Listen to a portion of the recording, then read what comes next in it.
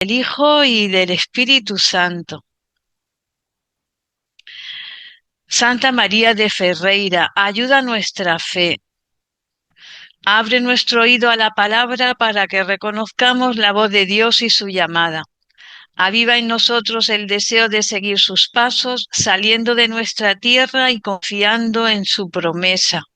Ayúdanos a dejarnos tocar por su amor para que podamos tocarlo en la fe. Ayúdanos a fiarnos plenamente de Él, a creer en su amor, sobre todo en los momentos de tribulación y de cruz, cuando nuestra fe es llamada a crecer y a madurar. Siembra en nuestra fe la alegría del resucitado. Recuérdanos que quien cree no está nunca solo. Enséñanos a mirar con los ojos de Jesús para que Él sea luz en nuestro camino y que esta luz de la fe crezca continuamente en nosotros hasta que llegue el día sin ocaso, que es el mismo Cristo, tu Hijo, nuestro Señor. Bien, pues mm, vamos a abrir una puerta en la Biblia, la puerta de los Evangelios, donde Jesús está en el centro con sus palabras y con sus vivencias mientras estuvo aquí en la tierra, y vamos a ver un sábado en la sinagoga qué es lo que hizo. En los evangelios observamos cómo era la relación de Jesús con la Torá, con la palabra de Dios, y cómo era su enseñanza. Y de contemplar esto, vamos aprendiendo a relacionarnos nosotros con la palabra de Dios. Porque Él es el maestro, Él va delante, nosotros siempre detrás aprendiendo de Él. Y nunca hemos aprendido todo. Siempre hay algo nuevo que aprender en cada visita que hacemos a la Biblia. Descubriremos cómo los cuatro evangelios son complementarios y todos nos van ayudando a conocer a Jesús. Porque el Jesús solemne del Evangelio de Mateo se complementa al, al Jesús escueto de Marcos, porque es el Evangelio más corto, es el que menos dice, junto con el Evangelio de Lucas, que nos ofrece, dice Rabasi, un retrato dulce e intenso de Jesús. Siempre Lucas tiene la columna de la misericordia, es el evangelista de la misericordia y de la oración. Es el que más va a tratar este aspecto de Jesús. Y luego por fin llegamos al Evangelio de Juan, que nos presenta el grandioso icono del Cristo joánico. Ya es el esplendor de una altura espiritual grande la figura que nos pone San Juan de Jesús. Y ninguno está de más, todos se van complementando y nos ayudan a acercarnos a Jesús. En todos ellos, Jesús de Nazaret, eso sí que es común a todos, era un judío, vivía como un judío en medio de la cultura judía y se movió en contacto pues con las costumbres tanto humanas como religiosas de su pueblo. Y todo lo que coexistía en esa época en la sociedad judía. Él, por eso, es testigo incomparable de la Escritura Santa y es un intérprete de la palabra de Dios altamente cualificado. En un momento determinado en el Evangelio de Juan va a decir, yo os digo lo que el Padre me ha comunicado a mí. Él va haciendo como de enlace entre Dios y los hombres y lo que le va diciendo su Padre, por eso continuamente tiene una referencia a su Padre. Yo no estoy nunca solo, mi Padre está siempre conmigo, mi Padre y yo somos uno, etcétera. Todo lo que es mío es suyo y continuamente está en comunicación y en comunión con su Padre. En su interpretación Se nos muestra, por tanto, en la interpretación que Jesús hace de la Torá, de ese acercarse a la ley, a los profetas, a los escritos de la Biblia hebrea para orar, nos va a mostrar las raíces de nuestra lección divina.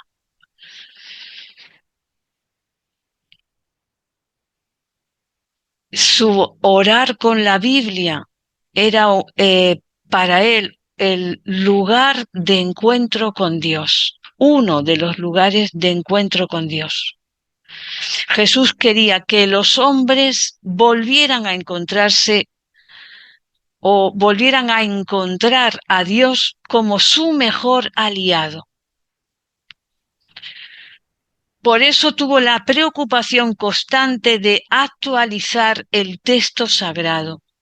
No solamente en la sinagoga, como vamos a ver esta tarde, que entró un sábado en la sinagoga de Nazaret, sino también explica las escrituras por las casas, en las plazas, en el monte, en todos los lugares por donde va pasando, él va actualizando la palabra de Dios, su Padre, para que los hombres vayan conociendo que Dios no es un rival, que Dios no viene a complicar la existencia en el sentido de enfrentarse como enemigo del hombre para no hacerle feliz, sino todo lo contrario, es un aliado, mostrando así a sus oyentes que todas las escrituras se cumplían en él.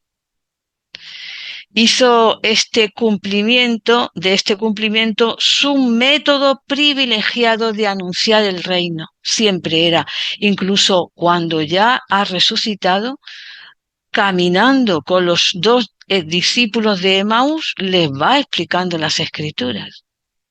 Es decir, él no deja jamás de hacer el anuncio del reino, explicando las escrituras y mostrando cómo todo se ha cumplido. ¿Por qué, decía Rabasi, por qué tiene este interés de mostrarnos que todo se ha cumplido? Para que el hombre vea la fidelidad de Dios. Dios no ha abandonado jamás al hombre.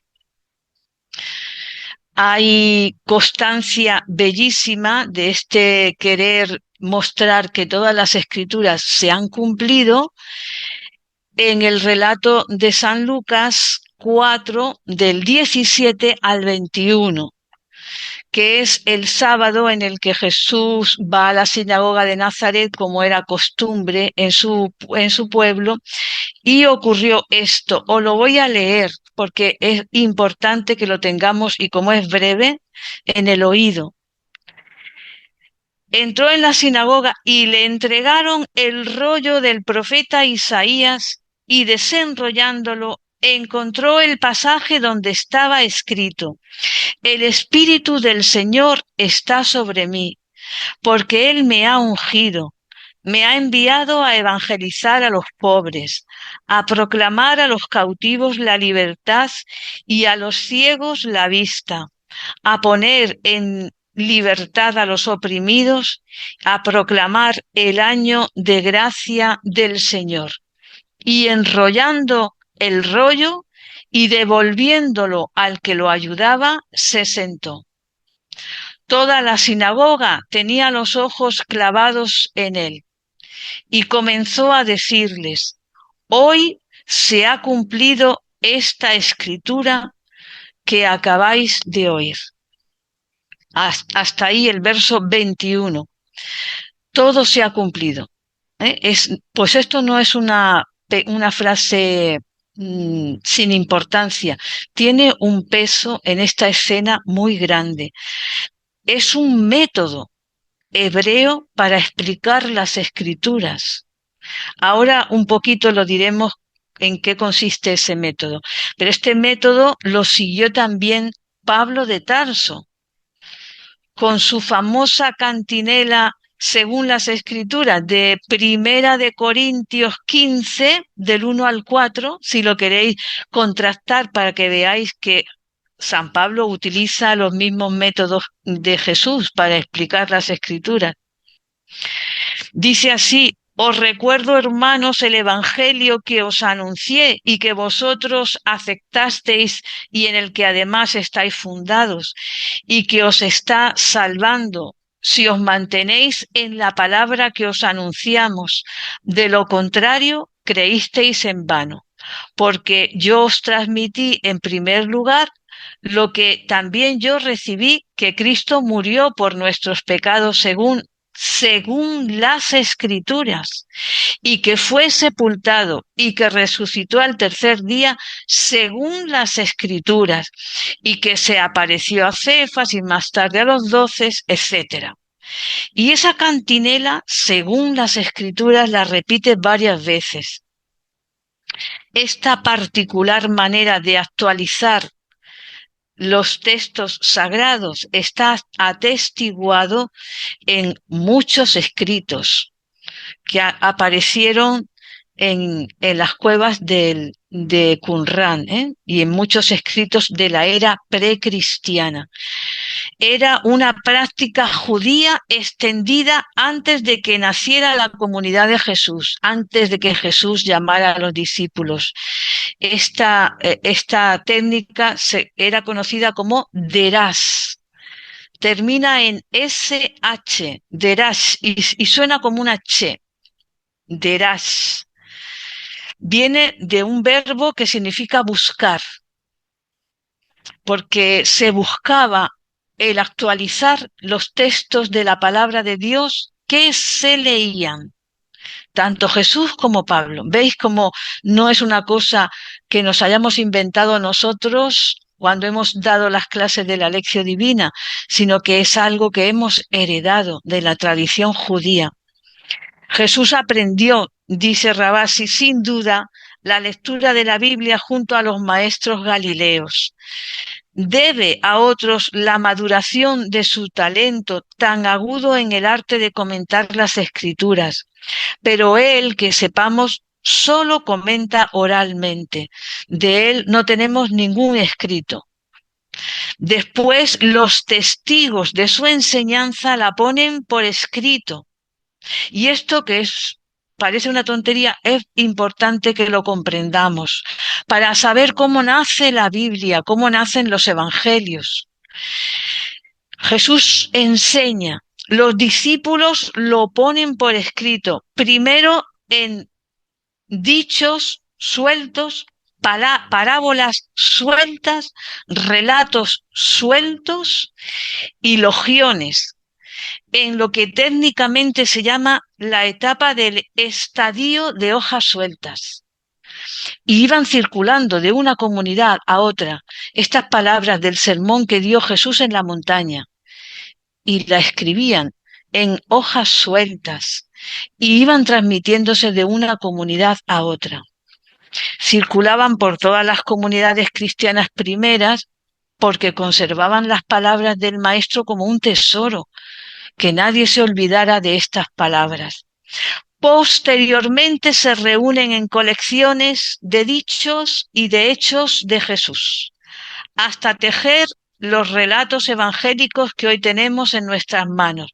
Pero Jesús sigue el método de la tradición judía del Derás, que daba como resultado una enseñanza que se llamaba Midrash. Todo viene de la misma raíz. Consistía en la búsqueda atenta del orante que se acercaba a la escritura para establecer la relación entre el texto sagrado, es decir, lo que Dios decía en la Biblia, y la realidad de la comunidad reunida en torno a la Torá. En el fondo, eso es lo que pretendemos cada vez que hacemos una lección divina. Encontrar lo que Dios nos quiere decir en la palabra y actualizarlo a nuestra vida y a nuestro presente. Dentro de esta tradición judía, midrásica, Jesús desarrolla lo que se llama el Pecher. Se llama así. Se escribe SH también, aunque suene Cher. y se trataba de comentar un texto considerado como profético y actualizarlo al momento presente. Un ejemplo de este pesher, que es una técnica judía, lo tenemos en este sábado del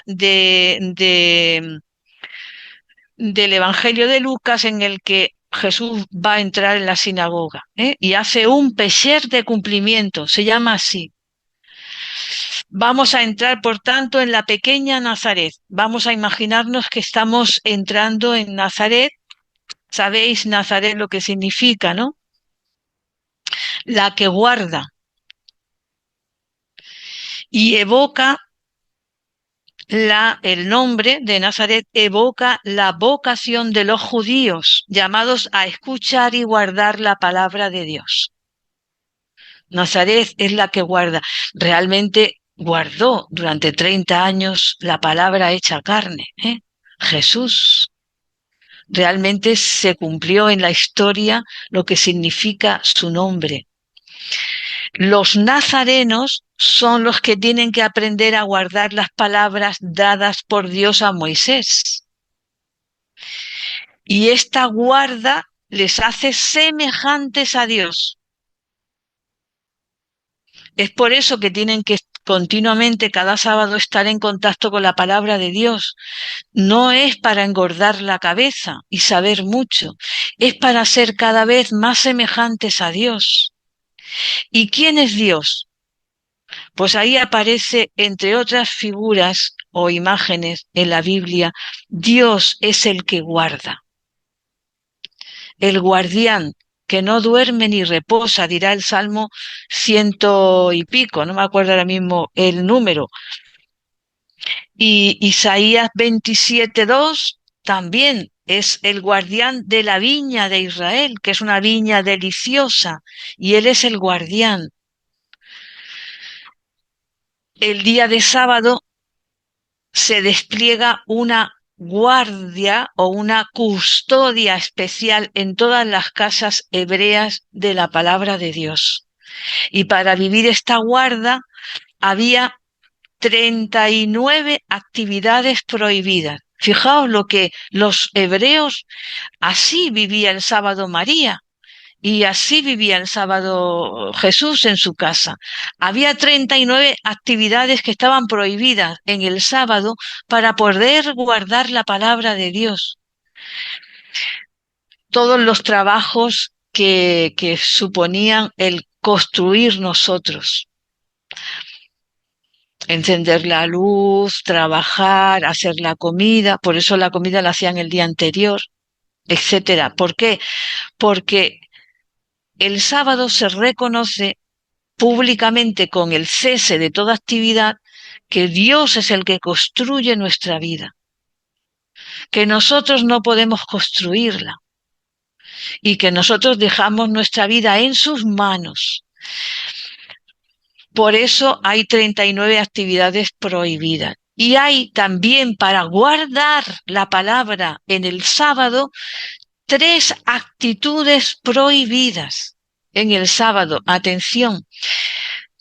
A lo mejor tenemos que aprender un poco de la tradición judía para aprender nosotros a entrar en nuestro domingo, donde celebramos la resurrección de Cristo, un poco en el descanso, en el reposo, en el cese de toda actividad para guardar la palabra de Dios y evitar estas 3 actitudes que, según los rabinos, bloquean la guarda de la palabra de Dios.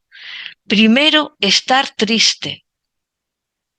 El sábado está prohibido estar triste, porque la tristeza no nos deja guardar la palabra de Dios. Está prohibido ayunar.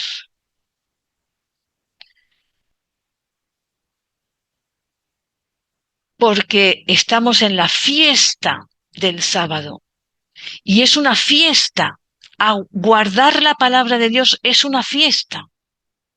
En un ambiente festivo. No es una pena tener que guardar la palabra de Dios. Y entonces está prohibido ayunar para entrar en la fiesta. Y tercera actitud interior que está prohibida, encolerizarse.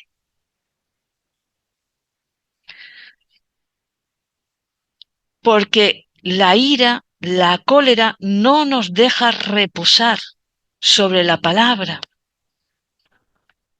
La intensidad del descanso sabático acallaba cualquier sentimiento negativo y aquietaba todo deseo de dominar al otro, ¿no? Porque cuando nos encolerizamos, como que queremos dominar la situación y como se nos escapa la situación, pues nos encolerizamos, ¿eh?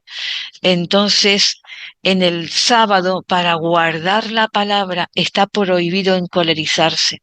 Sin embargo, en el Evangelio que acabamos de leer de Lucas,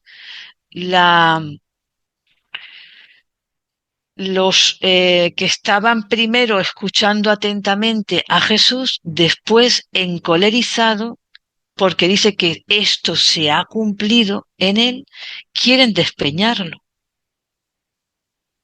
encolerizado. Y Jesús pasa por medio de ellos, ¿eh? Dice el Evangelio que se alejaba. A veces nos da la impresión de que Jesús es muy chulo, no pasa, lo quieren zarandear y tirar por una peña y él pues se abre paso olímpicamente y pasa. Sin embargo, a los ojos de un hebreo está prohibido encolerizarse en sábado. Está viviendo el sábado, no se encoleriza porque le quieran despeñar, se aleja para no encolerizarse, para guardar la palabra de Dios. San Lucas pone el inicio de la enseñanza y de la vida pública de Jesús en un día de sábado, que es el día por excelencia de la guarda de la palabra de Dios, y de algún modo nos indica así que Jesús ha venido a mostrarnos, se ha tomado la molestia de abandonar el seno del Padre, donde estaba tranquilamente, encarnarse, hacerse hombre, vivir una vida como nosotros, solo para mostrarnos la custodia de Dios sobre la vida de cada uno de nosotros. Y para decirnos que estamos llamados a ser guardianes unos de otros. O si la palabra guardián a nosotros a lo mejor nos suena peyorativamente, porque parece que una persona que te está como controlando continuamente, pues es custodiar, custodiándonos unos. Por eso Dios es el custodio, le preguntará a Caín, ¿dónde está tu hermano? No es, no es un examen de conciencia en el sentido de pedirle cuentas a Caín, sino recordarle a Caín su identidad. Tu identidad es ser custodio de tu hermano. Cuando no lo custodias, has perdido tu ser, tu razón de existir. Cada frase bíblica es un hilo a extraer para conocer en profundidad el texto. Entonces vamos a coger algún hilo, ¿no?, de este evangelio. Dicen los rabinos que nosotros al coger una palabra o una frase clave abrimos una rendija en el texto para que Dios pueda abrir caminos enormes de conversión, para que volvamos a Dios. Bueno, pues hay una frase impresionante. Toda la sinagoga, que a lo mejor a nosotros no nos dice nada, a un hebreo sí, Toda la sinagoga tenía los ojos clavados en él, en el evangelio que acabamos de leer. Esta frase dice Antonio Rodríguez Carmona, que ya en paz descanse, ya murió, pero un experto en el Nuevo Testamento grandísimo. Dice, esta frase no es una simple descripción de la escena, es una puerta abierta al Antiguo Testamento. A los oídos de los judíos esta frase es eco de la asamblea del pueblo en el Sinaí, donde Moisés recibió las tablas de piedra con las 10 palabras de la alianza de Dios. Cuando bajaba de la montaña, la piel de Moisés, la piel de la cara, era radiante por haber estado hablando con Dios. Y Éxodo 34:30 dice, todos los hijos de Israel vieron a Moisés con la piel de la cara radiante. Tuvieron los ojos fijos en él. Como ahora todos los de la sinagoga lo tienen en Jesús. Es como si estuviera el Evangelio mostrándonos a Jesús como un nuevo Moisés, el que viene a llevar a término lo que Moisés comenzó.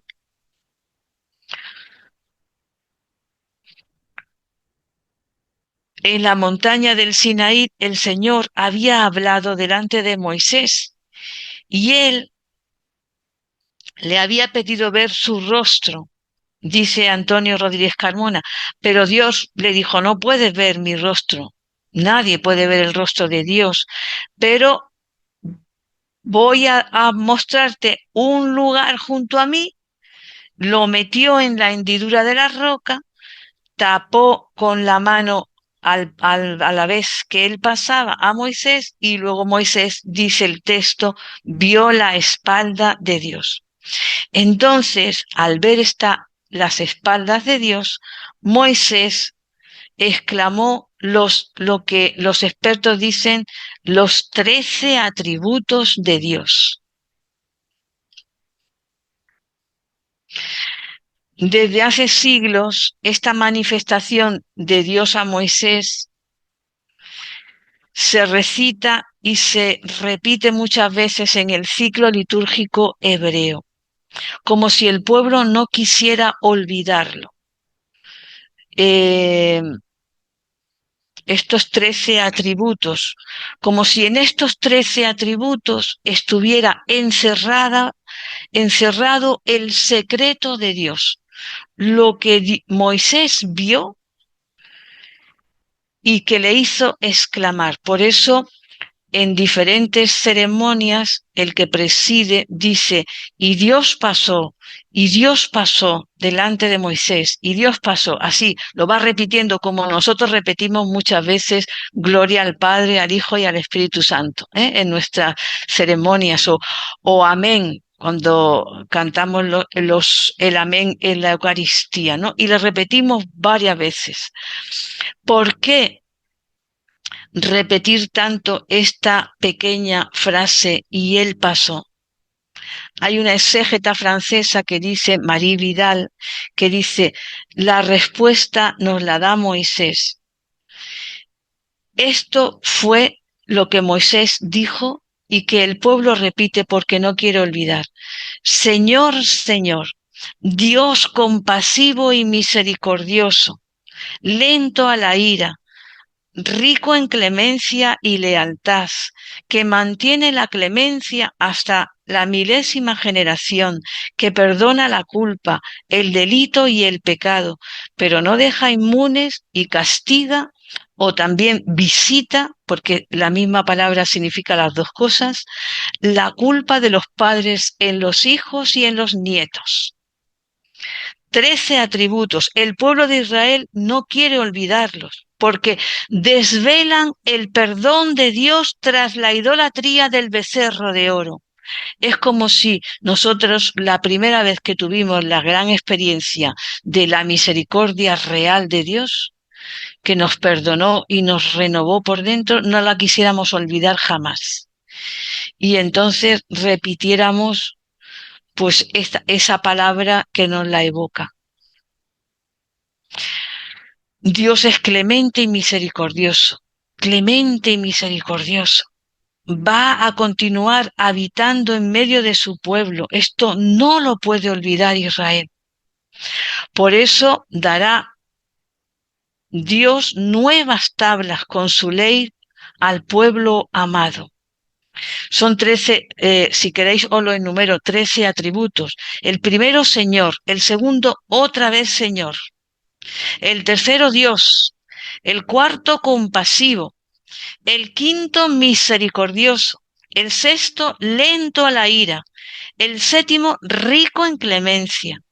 El octavo, rico en lealtad. El noveno, que mantiene la clemencia hasta la 1000ª generación. El décimo, que perdona la culpa. El 11, el delito. Perdona el delito. El 12, perdona el pecado. Y el 13, no deja inmune y castiga o visita la culpa de los padres en los hijos. Porque no es un Dios castigador, sino visitador para sanar, dice Marie Vidal. Por eso esa palabra se puede traducir también, ese verbo, por visitar. Si a lo mejor la palabra castigo nos parece pues que no nos evoca la figura real de Dios.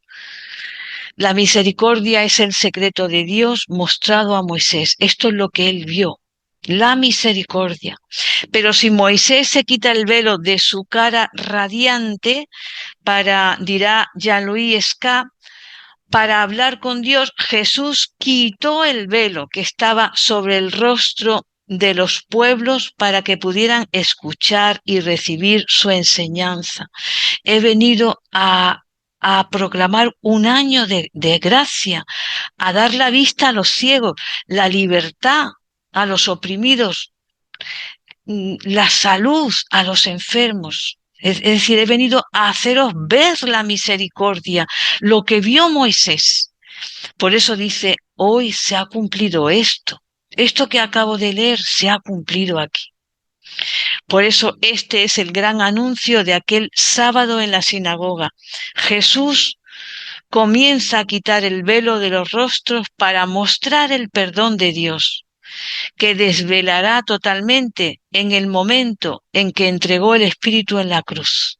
Pero comienza a desvelarlo ya en la sinagoga.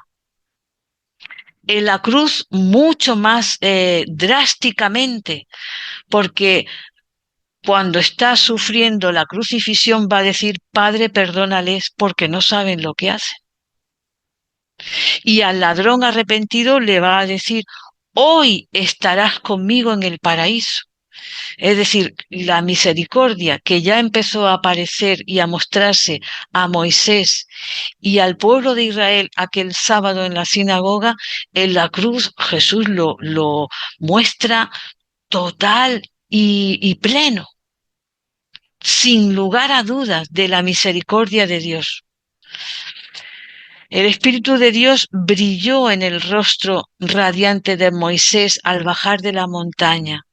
Y ahora el Espíritu de Dios está sobre Jesús, mientras sube a Jerusalén, que está en el monte Sión, también otra montaña, donde va a definitivamente a dar la comunión a los hombres con Dios. De esto tiene sed, Cuando grita en la cruz, tengo sed, hay la gran mayoría de los expertos dicen, la sed de Jesús es la sed de Dios, el anhelo que tiene de comunión con el hombre, porque para eso le creó en el paraíso. Y con Jesús visita a Dios de nuevo a su pueblo en la sinagoga para mostrarle su perdón encarnado y definitivo. Definitivo es sin duda ninguna. Que no haya ninguna persona sobre la tierra que tenga duda de que Dios le acoge y le perdona. Por eso, dice Jesús, me ha enviado a evangelizar a los pobres, a proclamar a los cautivos la libertad, a los ciegos la vista. A los ciegos la vista. El Padre en el retiro nos decía, hablándonos de Bartimeo, que es el ciego que está tirado en el camino, ¿no? Y nos decía, ¿en qué has desgastado tu vista para haberte quedado ciega? ¿En qué estás desgastando tus ojos para que no tengan la luz de Dios? Porque a lo mejor tu mirada está orientada hacia lo que no te da la luz, sino que te ciega. Te dejas sin ver a Dios en tu historia. y necesitas volver a reorientar tu mirada. La palabra de Dios te reorienta la mirada hacia Él, hacia su amor y su misericordia. Ha venido Jesús a poner en libertad a los oprimidos y a proclamar el año de gracia del Señor. Esta misericordia de Dios es tan valiosa que merece ser celebrada. Y el pueblo de Israel lo hace recordando en la liturgia los textos de la Escritura que proclaman la guarda de Dios. Sobre todo, os voy a dar algunos de Isaías, Isaías 1:8, para que hagáis vuestra lección, donde se ve a Dios que está guardándote a ti concretamente. Isaías 1:8, Isaías 26:3, Isaías 42:6, el Salmo 25, Proverbios 27:18. Porque fuera de esta custodia de Dios a tu vida, nada sacia el corazón, todo nos cansa. Todo, aunque sean cosas estupendas, el hombre termina por cansarse de todo. ¿Qué es lo único que no cansa? El amor de Dios, su misericordia. Cuando nos veamos que estamos ya cansados de todo, que nos metemos en una inercia, en una rutina que nos deja la vida chata, sin relieve, sin sal, todo soso, entonces necesitamos volver a meternos en la palabra de Dios para que recuperemos la vitalidad. Desde esta óptica suenan diferentes las palabras de Felipe de Betsaida en el Evangelio de Juan, que dice: ese del que Moisés escribió en la ley y en los profetas lo hemos encontrado, Jesús, el hijo de José, el de Nazaret. El de Nazaret, el que guarda la palabra de Dios. Aunque luego Natanael va a decir, pero ¿de Nazaret puede salir algo bueno? Era un dicho propio, popular de aquella época. Ya anteriormente hay un salmo que dice: hay alguien que ame la vida y desee días de prosperidad. Es decir, hay alguien que tenga hambre y sed de vida de verdad, de vida eterna, de vida que no se gasta, de vida que no se queda sin sabor. Alguien tiene ganas de esta vida, de esta prosperidad. Y el Salmo 34 responde: guarda tu lengua del mal, tus labios de la falsedad. Es decir, guarda, sé guardián. Empieza por guardar tu propia lengua y encontrarás la felicidad que anhelas. Y esto es lo que Jesús encarnó aquel sábado en la sinagoga. Ya terminamos. Pero sus coetáneos no lo acogieron. No lo acogieron. Porque nunca Dios violenta la libertad de nadie. Si nosotros queremos acoger su palabra, bien, pero si no queremos acogerla, Dios no nos obliga. Depende de nuestra libertad. Bien, pues hagamos de guardián de nosotros mismos. Jesús en el Evangelio de Juan dice: yo he guardaba en tu nombre a los que me diste y los he custodiado. En el Evangelio de Juan, en el capítulo 17, esa oración en la última cena.